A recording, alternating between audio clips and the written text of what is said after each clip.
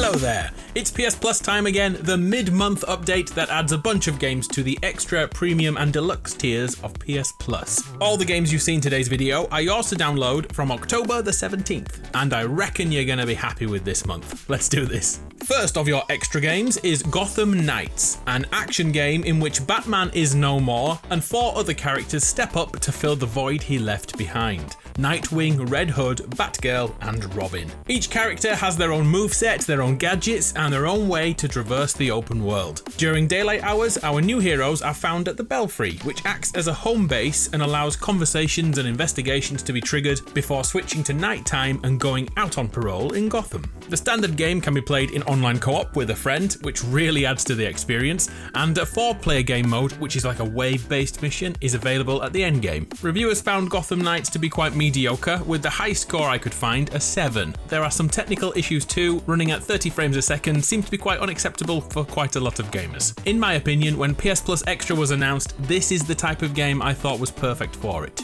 The highest rated game of the month is Disco Elysium The Final Cut, boasting many 9s and perfect 10 out of 10 scores.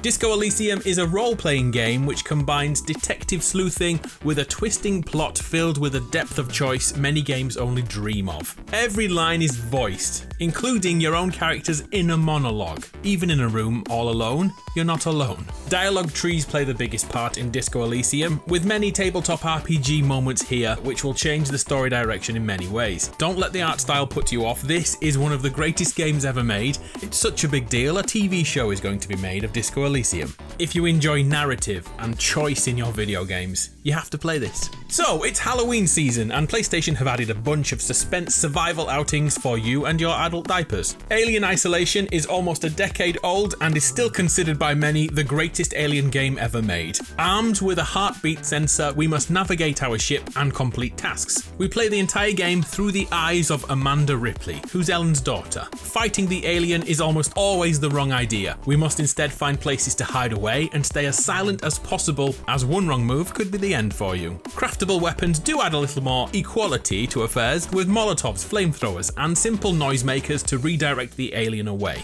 Average review score 8 out of 10. Created in the same mold is Outlast 2, a game in which we have no means to fight and must run, hide and hope not to be found. Outlast 2 has us using a night vision camcorder that constantly runs out of batteries. It's so frustrating, but it absolutely adds to the tension and the suspense of the game. This Outlast game deals with the horror fantasy tropes of witches and the undead, while weaving a story which is quite easy to miss, to be honest, so be sure to pay attention during the school scenes, okay? Oh, and jump scares are plentiful here, not for the faint-hearted. Average score 7.5 out of 10. The next game is Dead Island Definitive Collection on the PS4. This one is much more of a standard action game than anything to really fear, mainly built around melee combat against the undead, where earning XP levels your character and their abilities, and there's a constant flow of this through the game. We play as one of 4 survivors, ranging from a police officer to an American football player. From there, it's basically a free-for-all as you lay waste to hundreds and thousands of the zombie horde. Nothing groundbreaking in terms of gameplay, but a great time all the same.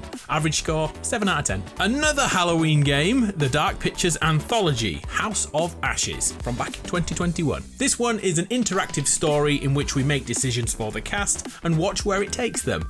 House of Ashes doesn't hit the same heights as Until Dawn, but has similar options, including permadeath for your fallen protagonists and multiple endings to find. Adding military characters to a survival setting does add a different dimension to things, which should keep you gripped for the entirety of the story. If you're a fan of films like Saw, House of Ashes will suit you well. Some characters are brilliantly written and performed, and some are a walking train wreck, which may lead you to make some decisions based on likability. House of Ashes Metascore 75 out of 100.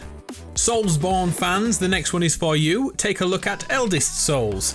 Wow, that's close to copyright. A Souls-like game with a retro art style, set during a time when humanity decided to overthrow the gods. Those pesky deities have now unleashed devastation upon this world and mankind is fading. Our job is to take down those supreme beings, which grants us new abilities, constantly evolving our playstyle. The variety of combat options is described as incredibly satisfying, leading to Eldest Souls receiving a handful of 8 out of 10 scores. scores. Next, guns. Lots of guns. This is Gungrave G.O.R.E, a 13-hour massacre taking down thousands upon thousands of monsters. And these monsters are here because of a plague controlled by a mafia family. Expect an elite storyline here. Your entire job is to take them out. All of them. And we carry around a coffin with us. Cool. There's an interesting beats mechanic which is essentially a combo meter which is tricky to manage and maintain. Reviewers say this is very meh, or 5 out of 10 if you prefer.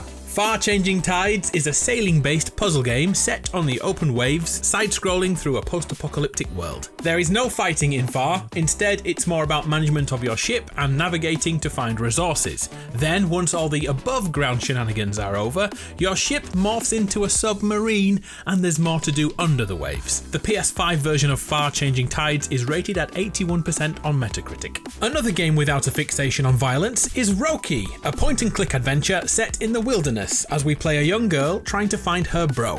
Littered with puzzles that slowly evolve and eventually need more than one character to solve. Hidden paths can lead to long-forgotten worlds containing beasts and creatures of legend. I've already said too much, let's move on. Currently at 82 on Metacritic. Do you remember the space flight sim Elite Dangerous? Well, it's still alive and kicking, and now it's on PSPlus Extra. The ever-evolving space role-playing game can be approached in many ways, whether that's shooting everything in sight, or becoming a smuggler of goods, or both if you're playing a Han Solo type. Exploration is the main draw to Elite Dangerous, as later editions added first-person shooting and planet walking to the space combat. Wait, is this here because we didn't get Starfield? As always, games are leaving the catalogue, 16 this time around, and there are some big hitters on their way out. On October 17th, you will be losing the fantastic Far Cry 4 and its less impressive brother Far Cry 5. The Yakuza remasters of 3, 4 and 5 are all going. The perfect Halloween game is leaving before Halloween, bye-bye the Quarry, and the brilliant Inside and Limbo are going too. Other games on their way out are The Medium, The Crew,